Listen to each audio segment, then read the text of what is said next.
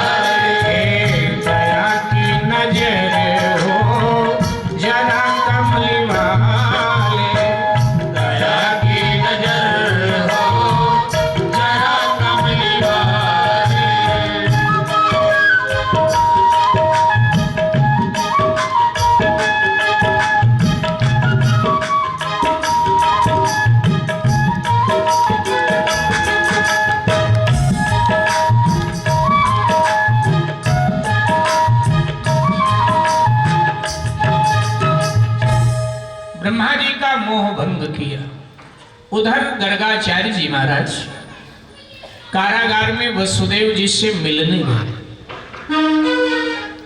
गर्गाचार्य जी यदुवंशियों के पुरोहित थे, वो कंस के भी पुरोहित थे, वसुदेव के भी पुरोहित थे, इसलिए उनके लिए रोक टोक नहीं था, वो जा सकते थे मिलने जुलने जिससे चाहे। तो मिलने गए तो वसुदेव जी ने गर्गाचार्य जी के कान में धीरे से कहा कि गुरुदेव, हमारे 2 बच्चे वहां नंदराय जी के यहाँ पल रहे और अब तक उनका नामकरण संस्कार नहीं हुआ, तो आप चले जाएं कोई बहाना लेकर और चुपचाप नामकरण तो कराओ। गर्गाचार्य जी ने कहा ठीक। गर्गाचार्य जी महाराज मथुरा से चल करके ब्रिज आए, नंद बाबा से मिले और बोले नंदराय जी तुम्हारे यहाँ 2 बालक, अब तक नामकरण हुआ नहीं तो हम नामकरण करने के लिए आए। बोले गुरुदेव ये तो कृपा किया आपने, बताओ क्या तैयारी कर। बोले तैयारी कुछ मत करो, नहीं तो कंस को कहीं खबर पड़ गई तो फिर तुम्हारा जीना मुश्किल कर देगा। ऐसा करो, मैं पहले ही चला जाता हूं गौशाला में और बाद में तुम कहना रोहिणी और यशोदा को कि बच्चों को लेकर गौशाला में आ जाएं, वहीं चुपचाप हम नामकरण संस्कार उनका कर देंगे। ठीक। गौशाला में गर्गाचार्य जी पधार गए, नंद जी ने आदेश दिया तो रोहिणी और माँ यशोदा दोनों कन्हैया को और दाऊ को लेकर के वहां पहुंचे। दोनों ने विचार किया जरा देखो गुरु जी का ज्योतिष कैसा है, परीक्षा लूं। और कन्हैया को रोहिणी ने ले लिया और दाऊ को यशोदा ने। यशोदा जी ने कहा बाबा ये मेरा बेटा है, इसका नामकरण करो। गर्गाचार्य ने कहा वाह यशोदा वाह, तू अपने गुरु की भी परीक्षा लेने के लिए तैयार हो गई। ये तेरा बेटा नहीं है, ये रोहिणी का बेटा है, ये बल का धाम होगा, इसलिए इसका नाम हम बलराम कहते हैं। और भी इसके अनेक नाम होंगे। रोहिणी जो तेरी गोद में है ये यशोदा का बेटा है, इसको जो देखेगा वो इसकी तरफ आकर्षित होगा, इसमें आकर्षण बहुत है, इसलिए इसका नाम कृष्ण होगा। वृक्ष लगन में पैदा हुआ है तो इसलिए राशि का नाम तो इसका बिहारी होगा। वैसे और भी बहुत सारे नाम होंगे। वसुदेव का पुत्र होने के नाते ये कहते कहते चौंक पड़े बाबा, ध्यान नहीं, इतना तो बोल गए गंगा लेकिन चौंके। यशोदा जी ने कहा क्या वसुदेव का पुत्र? बोले नहीं नहीं, एक बार कभी ये वासुदेव का पुत्र बना था किसी जन्म में, इसलिए इसको लोग वासुदेव भी कहेंगे। बात को घुमा दिया गर्गाचार्य। नामकरण हो गए और दक्षिणा दिया और गर्गाचार्य जाने लगे। तो यशोदा जी ने कहा दादा ऐसे मत जाओ, अब ब्राह्मण आवे और ऐसे जाए, ठीक है कुछ खा के जाओ। गर्गाचार्य जी ने कहा देखो हम ऐसे वैसे ब्राह्मण नहीं हैं, तो हम स्वयं पाकी हैं, स्वयं पकाते हैं तो खाते हैं, किसी अन्य के हाथ का पका पकाया सोना हम नहीं खाते। तो हम अपने आप पकाएंगे तो खाएंगे, ऐसे तुम्हारे घर का नहीं खाएंगे। यशोदा जी ने कहा बाबा अपने आप पका लो, बताओ क्या खाओगे, वो सामान देती हूँ आप पकाओ। गर्गाचार्य जी हंस पड़े, बोले वाह यशोदा वाह, पूछने की क्या बात है, मैं क्या खाऊंगा, तुझको मालूम नहीं मथुरा के ब्राह्मण क्या खाते हैं, तुझे तो मालूम होना चाहिए, सारी दुनिया को पता है मथुरा के ब्राह्मण क्या खाते हैं। मथुरा के ब्राह्मण क्या खाते हैं तो पता होगा सबको, यहाँ कोई मथुरा का बैठा होगा उसको जरूर पता हो। मथुरा के ब्राह्मण तो मीठा खाए, 6 किलो रसमलाई एक बैठक में साफ कर देते हैं, फिर भांग का गोला लेते हैं, फिर कहते राधे राधे। हाँ एक बार क्या हुआ, मथुरा के एक चौबे जी श्राद्ध खाने गए अपने जजमान के यहाँ, पितर पक्ष चल रहा था, तो वो श्राद्ध खाने गए। उधर चौबे जी की पत्नी ने अपने बहू को कहा कि बहू नहीं चारपाई बिछाए दे जल्दी से। तो उसने कहा काहे को, तेरे ससुर जी श्राद्ध खाने गए और इतना खा लेते हैं कि कोई काम धाम होता नहीं, आके करवट बदलते रहते। तो तो बेचारी चारपाई बिछाने लगी, लेकिन चारपाई बिछाते बिछाते रोने लगी। सासू ने कहा बहू रो काहे को रही है? तो उसने कहा ससुर जी के भोलेपन पे रो रही। काहे का भोलेपन? अरे हमारे पिताजी जब श्राद्ध खाने जाते हैं तो इतना खाते हैं, इतना खाते हैं, इतना खाते हैं कि चल नहीं पाते। जजमान चारपाई पे लिटा के घर छोड़ने आता है। दूसरे के घर का भोजन मिले तो खूब खाना चाहिए मन लगा के। अगर खाते खाते शरीर छूट जाए तो कोई बात नहीं, भगवान ने कहा है शरीराणि पुनः पुनः, परान्न दुर्लभे लोके शरीराणि पुनः पुनः। दूसरे के घर का अन्न दुर्लभ है, शरीर तो छूट गया, खाते खाते दोबारा फिर मिलेगा क्योंकि नियम है मिलने का। तो हमारे पिताजी तो ऐसे खाते हैं, लेकिन ससुर जी भोले हैं, थोड़ा कम खाते होंगे तभी तो चल करके घर तक आ जाते हैं। ये सासू बहू की चर्चा चल रही है। इतने में तो उधर चौबे जी ने भी आज रसमलाई कुछ ज्यादा ही सटक लिया, तो उठने लगे तो उठ नहीं पा रहे थे। तो सेठ जी ने कहा पंडित जी क्या हुआ, उठ नहीं पा रहे हो? बोले सेठ जी आज आपने बहुत खिला दिया है, अब उठना भी दूर चल भी नहीं पाऊंगा, अब घर छुड़वाना पड़ेगा। सेठ जी ने कहा चिंता न करो हम छुड़वा देंगे पंडित जी। अब उस समय गाड़ी तो होती नहीं थी, तो सेठ जी के 4 बेटे थे, तो चारों को बुलाया, बोले इनको चौबे जी को लिटाओ चारपाई पे, इनके घर छोड़ के। तो चौबे जी को चारपाई पे लिटाया। सेठ जी के चारों बेटों ने कंधा लगाया, लेके चल पड़े। मोहल्ले में जो देखे बोले अरे क्या हुआ पंडित जी को, अभी अभी तो आए थे। हुआ क्या? बोले हुआ कुछ नहीं, घबराओ नहीं, हमारे घर श्राद्ध खाने आए थे, थोड़ा ज्यादा रसमलाई खा लिया है तो चला नहीं जाता है, तो थोड़ा छोड़ने जा रहे हैं, तो लिए हुए आ रहे थे। चौबे जी का घर सामने था तो उतारने लगे, तो चौबे जी के घर के बगल में एक वैद्य जी की दुकान थी। तो वैद्य जी भी बाहर निकल बोले राम राम राम। क्या हुआ चौबे जी को? बोले हुआ कुछ नहीं है, खा ज्यादा लिया है इन्होंने मीठा, तो इसलिए अब चला जाता नहीं था तो हम छोड़ने आए। चौबे जी ने कहा अच्छा अच्छा नीचे उतारो, नीचे उतारो, हमारे पास इतना बढ़िया चूर्ण है, एक खुराक दूंगा हाजमा तत्काल ठीक हो जाएगा। तो चौबे जी ने सर उठा करके वैद्य जी को डांटा कि बेवकूफ, अगर चूरन खाने की जगह होती 10 रसगुल्ला और ना सटक जाता, ये तो जगह ही नहीं थी, नहीं 10 रसगुल्ला और सटक जाता, बिल्कुल जगह नहीं। तो मथुरा के चौबे लोग, मथुरा में चौबे ब्राह्मणों का बाहुल्य है, तो बहुत मीठा खाते हैं, बहुत मीठा, बहुत मीठा खाते हैं। तो साहब गर्गाचार्य जी ने कहा कि क्या पूछना कि मथुरा के ब्राह्मण क्या खाते हैं, हम खीर खाएंगे। मैया ने कहा ठीक है खीर बना लो। सब सामग्री मैया ने दिया और गर्गाचार्य महाराज ने खीर सिद्ध किया।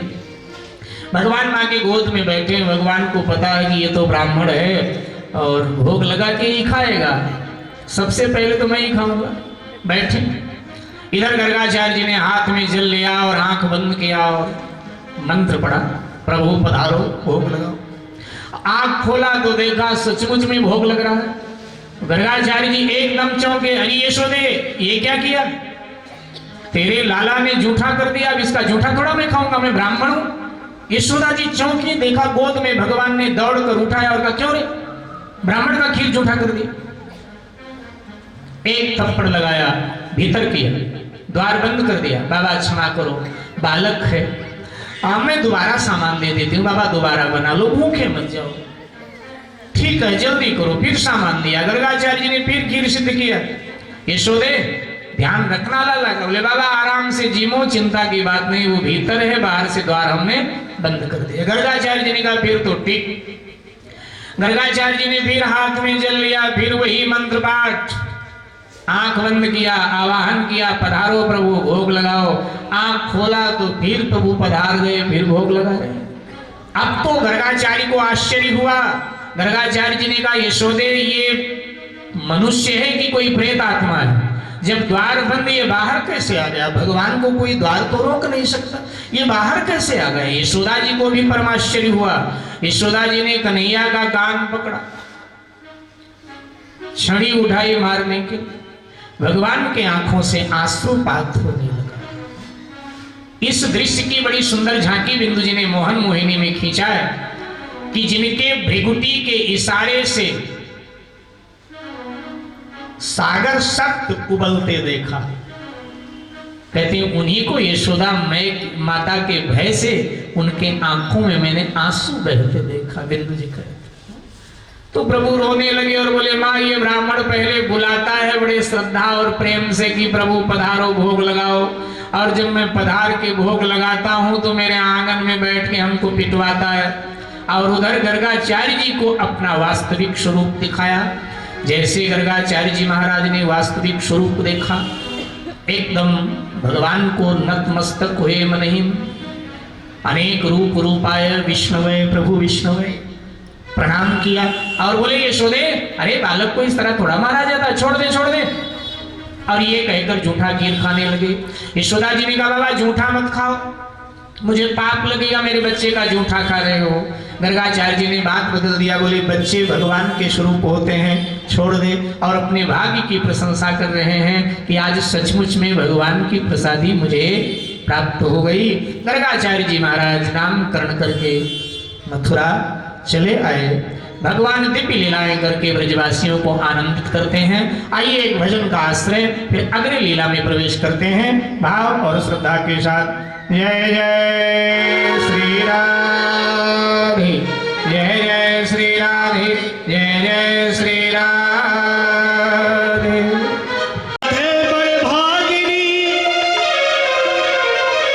कौन तपस्या की तीनों लोक के स्वामी जो तुम्हारे आधीन, यमुना के तट पे बुलाया, बंसी की धुन पे नचाया, ताली बजा के यमुना के तट पे बुलाया, बंसी की धुन पे नचाया, सांवरा बड़ा वो है, सांवरा बड़ा वो है, यमुना के तट पे बुलाया, बंसी की धुन पे नचाया, सांवरा बड़ा वो है, सांवरा बड़ा वो है।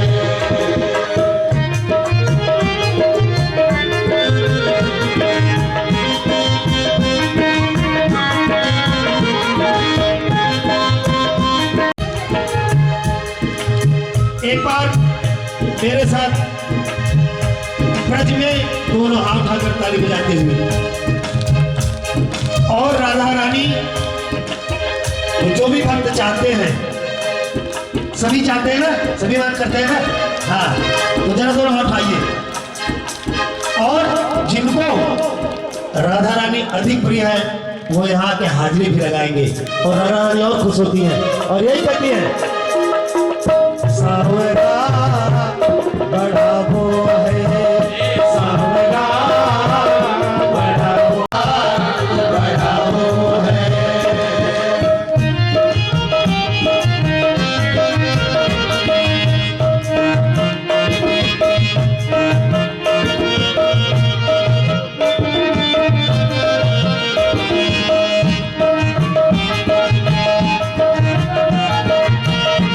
वो मेरी रोके नजर, मैं जाऊं किधर, वो मेरी रोके नजर, मैं जाऊं किधर, वो मेरी रोके नजर, मैं जाऊं किधर, वो मेरी रोके नजर।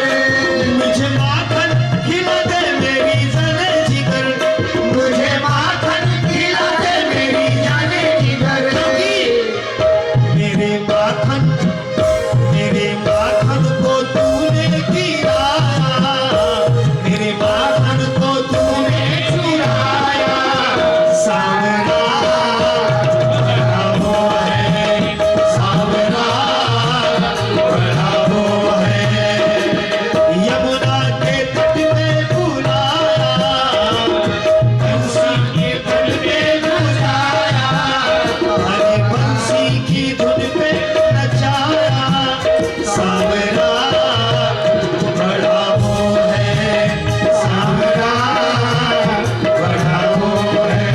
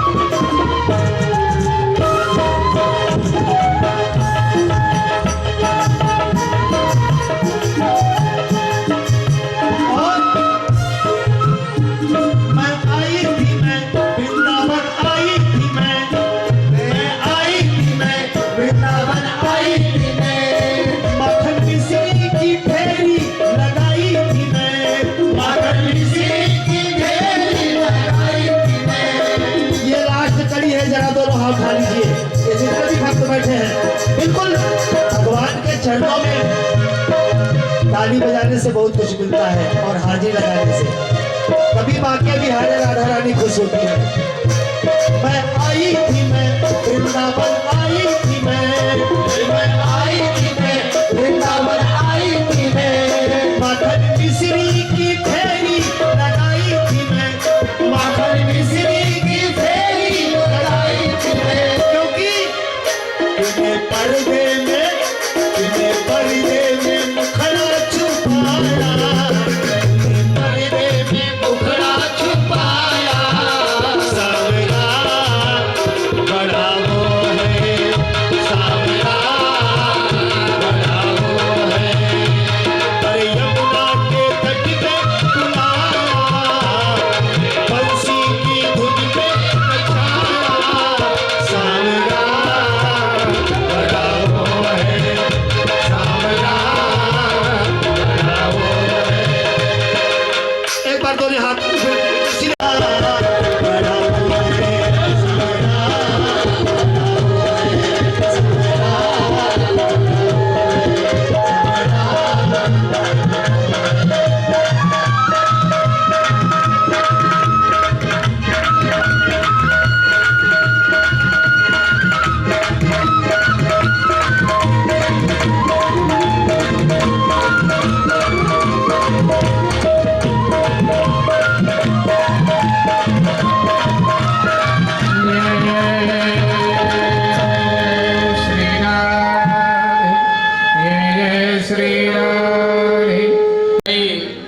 चोरी करना क्या अच्छी बात है? तो हम कहते हैं नहीं, अच्छी बात तो नहीं, चोरी करना तो बुरी बात है। तो चोरी भगवान श्री कृष्ण ने किया, उनकी पूजा होती है। हम चोरी करें तो हमारी जमानत नहीं होती। ये मामला क्या है? चोरी तो उन्होंने भी किया था। कई कहते हैं उन्होंने वस्त्र चुराए, माखन चुराया। भाई तुम्हारे और उनके चोरी में कोई अंतर तो है, कोई बात और विशेष बात, इसलिए वो वंदनीय बन गए और तुम निंदनीय हो जाते। भाई उन्होंने रास लीला किया, माखन चुराया, चीर चुराया और उनके लिए लिख दिया गया भागवत, इतना बड़ा ग्रंथ भागवत। और तुम किसी हलवाई के दुकान से लड्डू चुरा के भागो तो तुम्हें लोग कहेंगे भाग मत। उनके लिए तो भागवत लिखा गया, लेकिन तुझे लोग कहेंगे भाग मत। कोई बात है, रहस्य की बात है, ध्यान दें।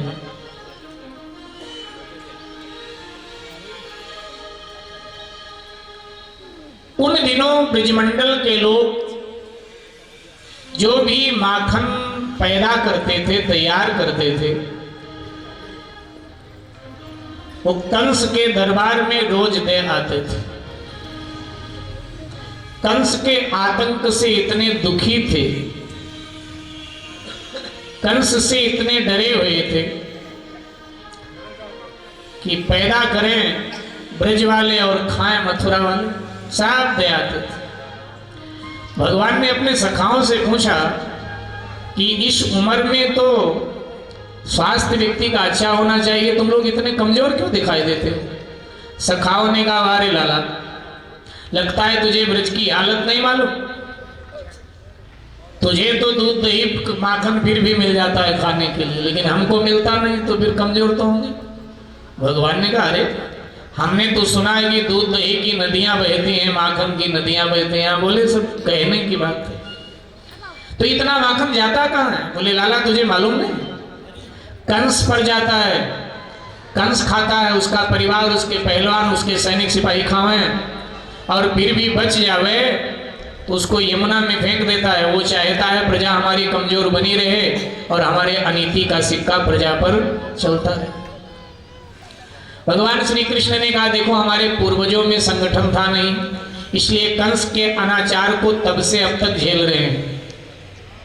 हम चाहते हैं हम सब संगठित हो जाएं, और संगठित अगर हो जाएंगे तो अनाचारी राजा की सत्ता को हम सब उखाड़ कर फेंक सकते हैं। बोले लाला कैसे संगठित हो? भगवान ने कहा हमने एक नहीं चोरी अंतिम उद्देश्य होगा। बोले फिर? बोले 3 उद्देश्य होंगे प्रमुख हमारी संस्था का।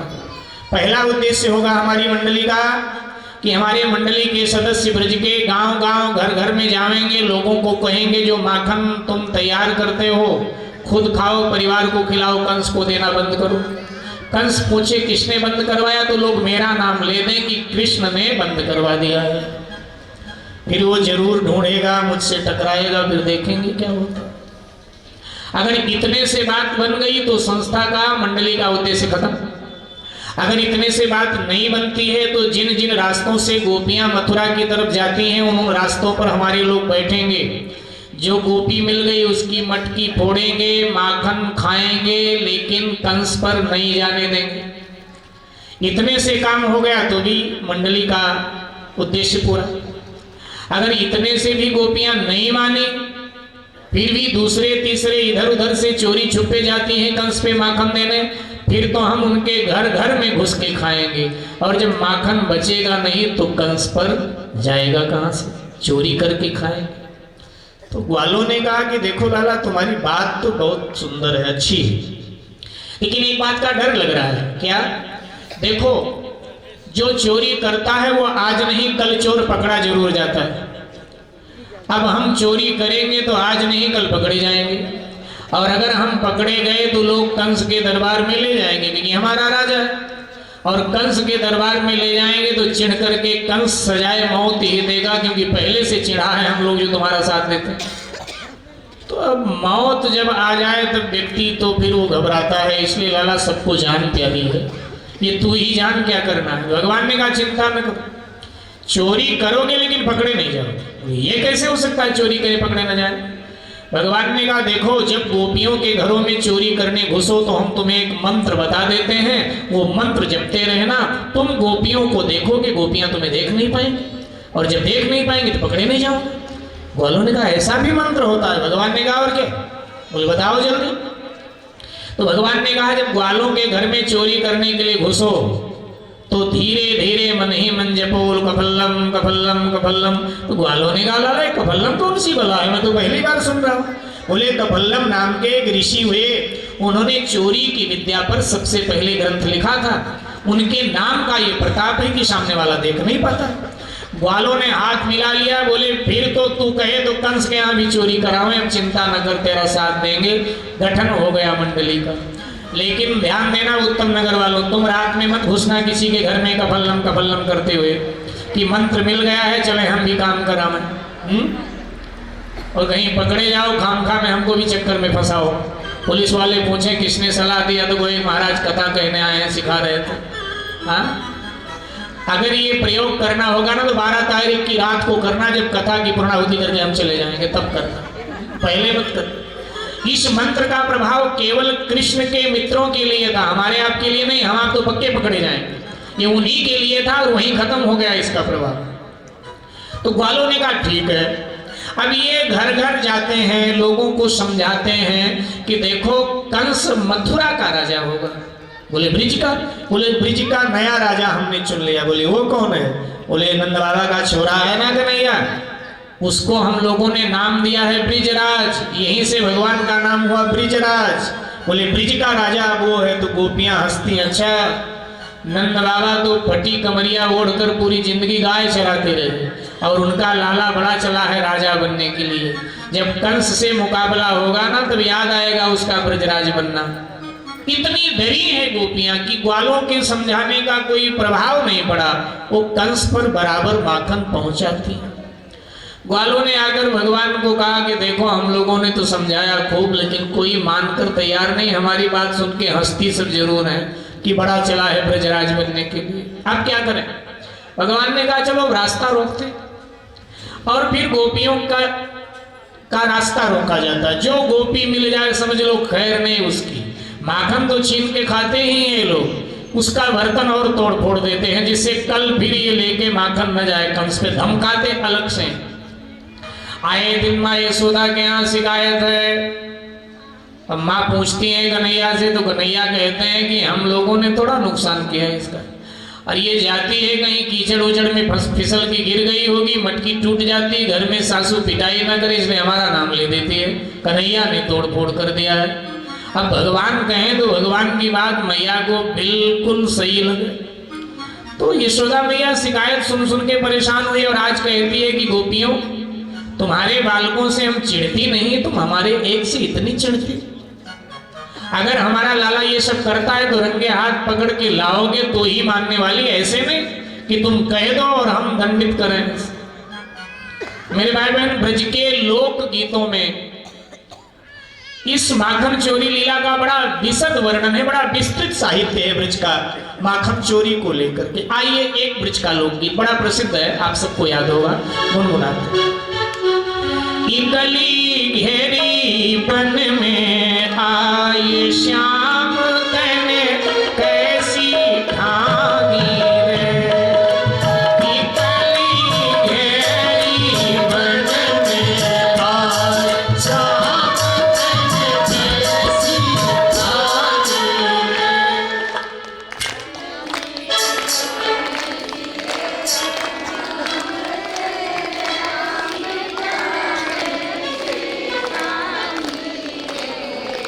सबको याद है रामायणी जी, देखो बहुत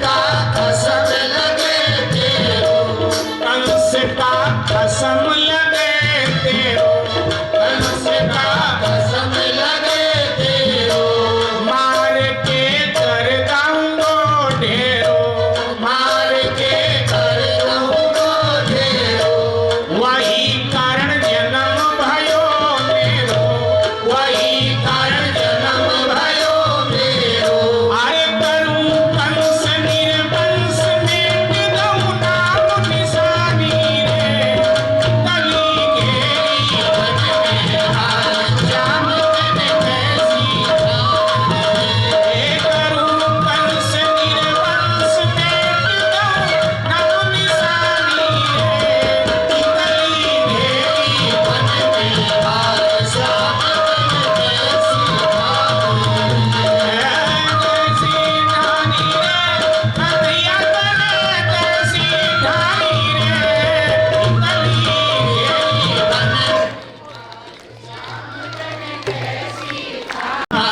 श्याम तने कैसी ढाली बन पे हाल श्याम तने कैसी ढाली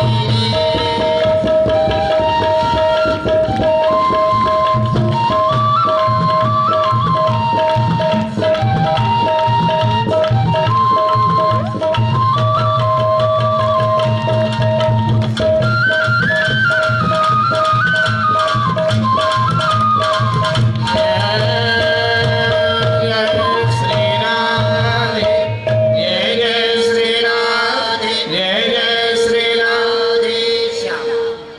राह रोकने से भी अभियान में सफलता नहीं मिली, असफल रहा अभियान। तो भगवान ने सखाओं से कहा अब क्या होना चाहिए? सखाओं ने कहा अब तो घर घर चोरी होनी चाहिए, और फिर तो ब्रज के हर घर में चोरी हो रही है, चोर पकड़ में आ नहीं रहे हैं, और कोई वस्तु चुराई नहीं जा रही सिवाय माखन के, बाकी किसी वस्तु की चोरी नहीं होती। रुपया पैसा कपड़ा आभूषण इतना कुछ नहीं, केवल और केवल माखन चुराया जाता है, क्योंकि माखन ही कंस पे जाता, चोर पकड़ में नहीं। और घर घर चोरी होने लगी तो फिर कंस पे माखन जाना बंद। आज महीनों बाद भगवान ने फिर अपने सखाओं को बुलाया, बोले पता लगाओ कोई बचा है जो माखन कंस पे पहुंचा था? बोले अब तो कोई बचा नहीं, लगभग सबके यहाँ चोरियां होती। हाँ एक बची है, एक वाला बोला एक बची है। कौन? बोले चंद्रावली सखी है ना, लगती है कंस की पक्की एजेंट है, वो तो रोज जाती है अकड़ के माखन लेके। बोले चोरी उसके यहाँ? बोले उसके यहाँ चोरी नहीं हुई।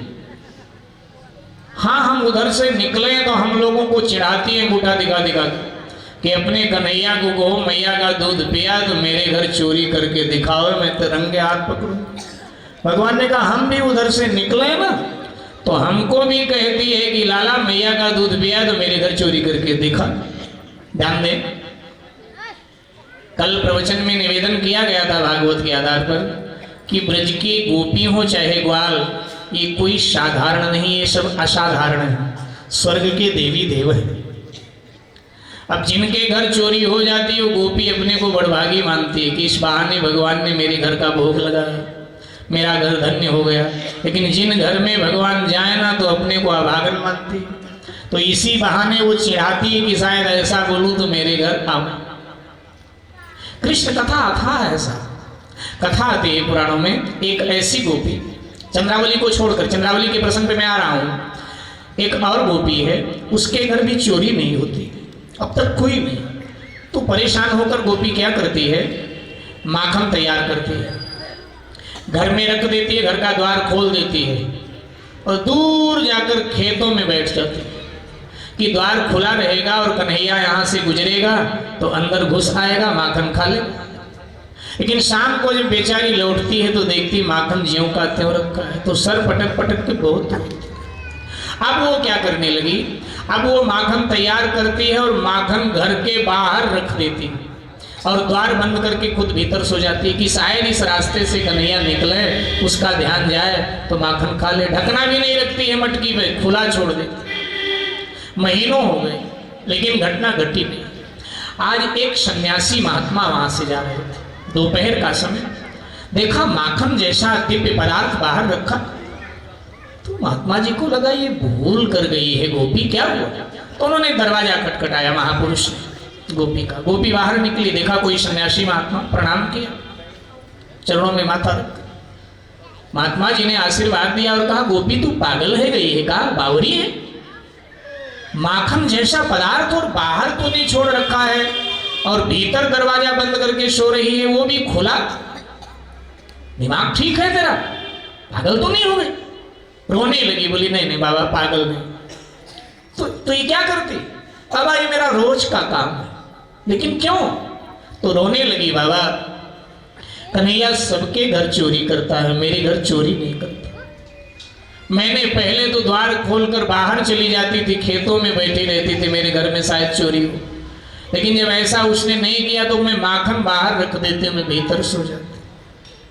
बाबा मैं बहुत दुखी हूं, मुझे आशीर्वाद दो, आशीर्वाद दो।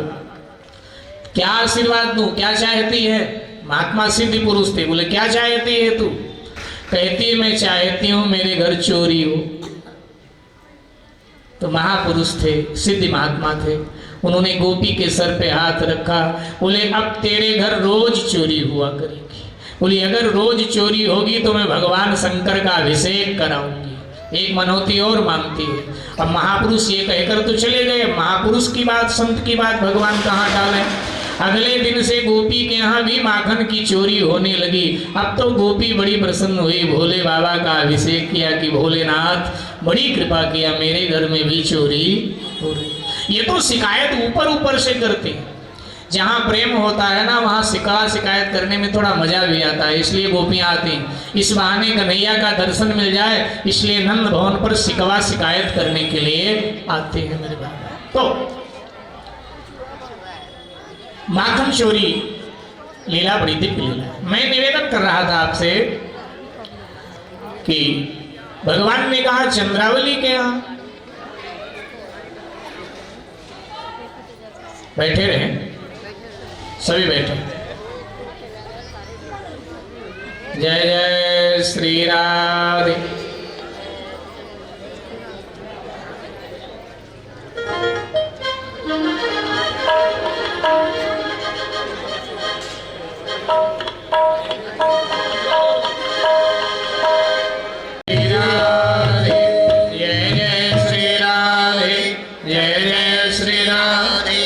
ठाकुर जी ने कहा चलो चंद्रावली के यहाँ ही चोरी कर लेते हैं। तो ठाकुर जी ने इधर सलाह बनाया, उधर एक गोपी ने ये सब सुना, जाकर चंद्रावली को बताया कि आज तेरे घर चोरी होने वाली।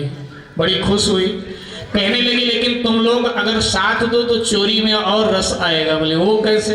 बोले तुम लोग साथ दो तो कन्हैया को पकड़ती हैं। बोले हम लोग तो पकड़ नहीं पाए, तुम कैसे पकड़ेगी? उसने कहा कोशिश कर लेते हैं, पकड़ में आ गया तो ठीक। बोले कैसे? कहने लगी घर का द्वार खोल देती हैं, हम सब अंधेरे में छुप जाते हैं और छीके पे घंटी बांध देती हैं। ऊपर चढ़ेगा, छीका हिलेगा, घंटी बजेगी, अपन दौड़ के पकड़ लेंगे। तो कहा ठीक है, सब व्यवस्था कर दिया। भगवान पहुंचे, द्वार खुला देखा तो ग्वालों से कहा कि लगता है कि चंद्रावली भाभी पानी लेने गई और गलती से द्वार खुला छोड़ गई। चलो हम लोगों के लिए तो अच्छा हुआ, भीतर घुसे। देखा तो भगवान ने कहा देखो भैया दाल में काला लग रहा है, छीके पे घंटी का क्या काम? चलो मैं बात करता हूँ। भगवान ने कहा घंटी महारानी हम चोरी करने आए हैं, अगर तुझे बजना है तो हम जाएं चोरी ना करें, और ना बजना हो तो बता हम चोरी कर लें। तो घंटी ने कहा जो तुम्हें करना है करो, मैं बजूंगी नहीं, अपना काम करो। ठीक। अब देखा छीका बहुत ऊपर था तो भगवान ने ग्वालों से कहा करें क्या? तो ग्वालों ने कहा करना क्या, एक के ऊपर एक, एक के ऊपर एक, एक के ऊपर एक, सबसे ऊपर आप। अब एक ग्वाले में दूसरा, दूसरे पे तीसरा, तीसरे पे चौथा, मैंने सबसे ऊपर भगवान माखन निकालकर नीचे वालों को भगवान देने लगे। भगवान का स्वभाव है कि पहले दूसरों को खिलाते हैं तब खाते हैं, और हमारा स्वभाव है कि हम पहले खुद खा लेते हैं फिर दूसरे के लिए सोचते हैं, उसके पहले कोई मतलब नहीं। तो नीचे वालों को भगवान देने लगे, नीचे वाले खा के तृप्त हो गए, बोले लाला जल्दी जल्दी तू भी खा, नहीं चंद्रावली आ गई तो पकड़े जाएंगे। अब जैसे भगवान ने माखन लिया और अपने होंठ को लगाया तो घंटी बजी, और जैसे घंटी बजने लगी तो भगवान ने कहा अरे बेवफा तू बज क्यों रही, तूने तो कहा था मैं बजूंगी नहीं। घंटी ने कहा बजना मेरी मजबूरी है। बोले क्या मजबूरी? बोले अगर मैं नहीं बजूंगी तो वेद पुराणों का अपमान होगा। बोले वेद पुराणों का क्या अपमान होगा? बोले वेद पुराणों में लिखा हुआ है कि गोपाल जी भोग लगावे तो घंटी जरूर बजनी चाहिए। तो अब तक ग्वाल भोग लगा रहे थे तो मैं बजी नहीं, मैंने अपना वादा पूरा किया। लेकिन अब गोपाल भोग लगा रहा है तो अब तो जो वेद कहते मैं वही करूंगी। ये कहकर जैसे बजी तो गोपियां दौड़ी चोर चोर, तो ग्वाले कंधा निकाल निकाल कर साहब भगे। अब साहब सीका पकड़कर भगवान लटक रहे हैं, चंद्रावली ने टांग पकड़कर खींच लिया तो एकदम धड़ाम से नीचे आ गए। अब कोई गोपी बाल पकड़े, कोई गाल पकड़े, कोई भेंटा पकड़े, कोई बांसुरी पकड़े, अपनी अपनी तरफ खींचे। चंद्रावली अकड़ के खड़ी हुई सामने, उसने कहा देखा लाला मैंने कहा था मेरे घर आएगा तो मैं पकड़ूंगी, और मैंने पकड़ के दिखा दिया। अब मैया के पास तुझे ले चलूंगी, बड़ी सफाई दे दे के बचा है अब तक। अब मैया को बताऊंगी मैया लाला तेरा चोर। भगवान को लगा यार आज चक्कर में तो पड़ गए, रोज तो मैं बच जाता था सफाई देके कि ये झूठी है, लेकिन आज तो मैं ही झूठा बनूंगा। इनको आज किसी प्रकार पाठ पढ़ाकर बच जाता, फिर कल की कल देखी जाती। तो भगवान ने कहा चलो देख लेता हूँ प्रार्थना करके। भगवान ने कहा गोपी गलती से तेरे घर आ गया, क्योंकि तेरे घर का मेरे घर का दरवाजा बिल्कुल एक जैसा, अपने के चक्कर में तेरे घर घुस आया। तो चंद्रावली ने कहा लेकिन जब अंदर आया तब तो पता चला होगा कि ये तेरा घर नहीं मेरा है। भगवान कहते हैं जितने घर हैं सब मेरे ही तो हैं। बात भी ठीक है, जितने घर हैं सब भगवान के। विभीषण कहता है राम जी से कि आप मेरे घर चलो, मेरे नगर में चलो। तो जब ये कहा तो भगवान के आंखों में आंसू आ गए। तो विभीषण ने पूछ लिया महाराज आंसू क्यों? तो भगवान ने मुस्कुरा दिया, बोले तोर कोस ग्रह मोर सब। भगवान ने कहा जो तेरा पुर और कोस है वो मेरा ही है, और वास्तव में मेरे पास जो है वो भगवान का ही है, लेकिन हम समझ नहीं पाते। हम कहते हैं ये मेरा है, ये मेरा है, और जब हम कहते हैं ये मेरा है तो भगवान को दुख होता है। इसलिए मेरा नहीं आपका है, आपने ही दिया है, मेरा तो है नहीं, ये सब आपका ही है। भगवान कहते हैं कि मैंने सोचा कि घर मेरा है। गोपी ने कहा अच्छा तुझे इतना भी नहीं पता मेरा तेरा घर? तो बोले मैं आ गया तो मैंने देखा कि तेरे मटकी पर चींटी चढ़ रही है। मैंने सोचा ये चींटी तेरे माखन में अगर घुस गई तेरा माखन बिगड़ जाएगा, और मेरी आदत है कि मैं दूसरे का भला करता हूँ। तो मैंने अपने साथियों से कहा अरे कंधा लगा के मुझे ऊपर करो। तो साथियों ने ऊपर किया, मैं तो चींटी नीचे गिरा रहा था मटकी से, और तू चिल्लाई चोर चोर और मुझे चोर बना दिया। तो खाया नहीं। सरकार कहते कहाँ खाया? तो गोपी ने दौड़ के होंठ पकड़ लिया, बोले होंठ में तेरे लगा है।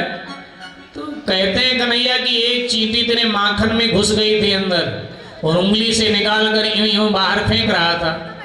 इतने में होंठ में खुजली होने लगी, उसी उंगली से मैंने होंठ खुजला दिया तो होंठ में लग गया।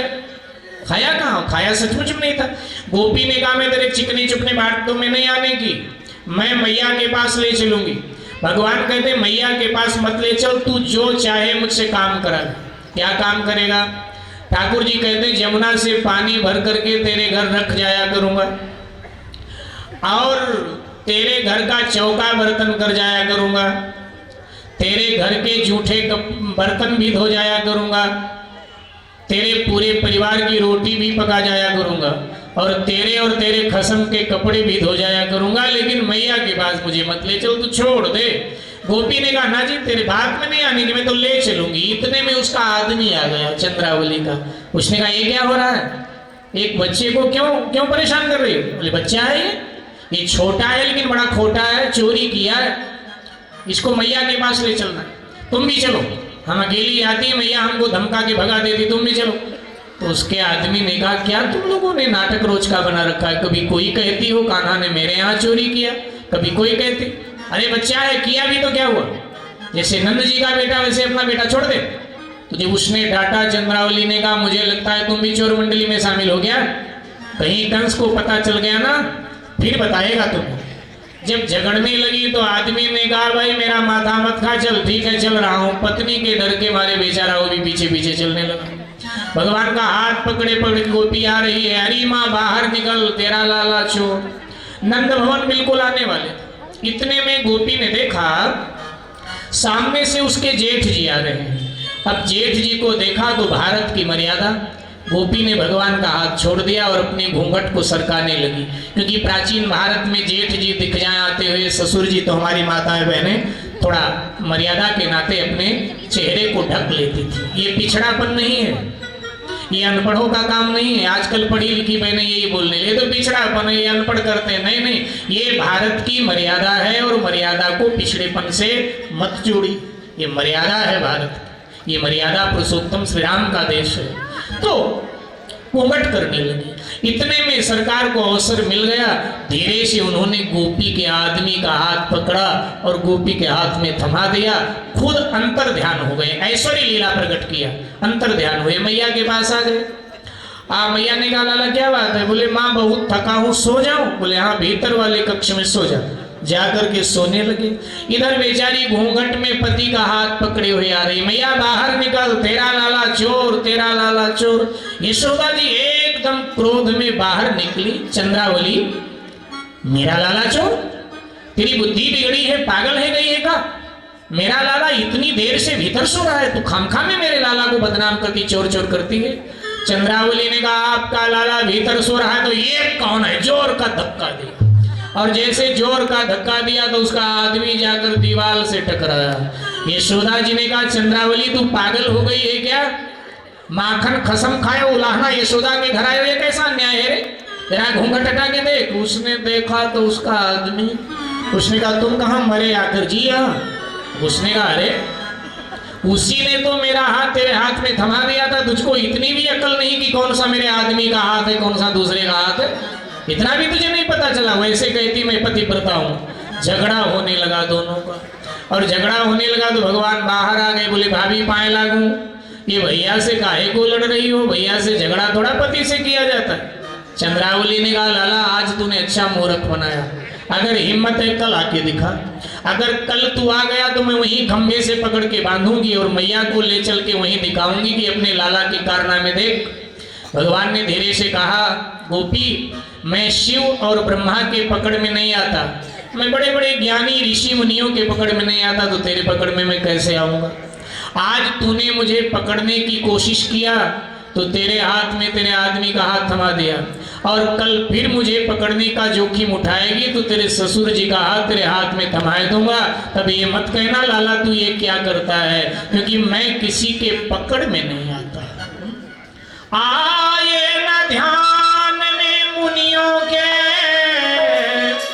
अलबेले की ये मस्ती है, रिझ जाता अपनी